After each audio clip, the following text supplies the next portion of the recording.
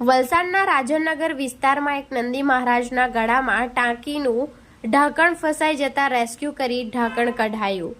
તારીખ 27 જૂન ગુરુવારના રોજ બપોરે 1 કલાકની મળતી માહિતી મુજબ વલસાડના રાજનગર વિસ્તારમાં નવા બ્રિજના બાંધકામ નીચે એક નંદી મહારાજના ગળામાં પાણીની ટાંકીનું ઢાંકણ ફસાઈ ગયું હોય અને આ ઢાંકણના કારણે નંદી મહારાજને ખૂબ જ સમસ્યાનો સામનો કરવો પડતો હોય, જેથી આ ઘટનાની જાણ સ્થાનિકો દ્વારા પ્રાણીન ફાઉન્ડેશનના મેહુલભાઈ રાઠોડને કરવામાં આવી।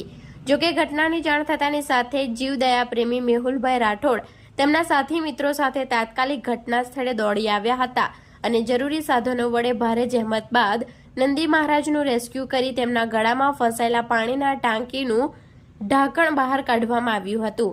મેહુલભાઈ રાઠોડ તથા તેમની ટીમ દ્વારા કરવામાં આવેલ સુંદર કામગીરીને લઈ સ્થાનિકો દ્વારા તેમનો આભાર વ્યક્ત કરવામાં આવ્યો હતો।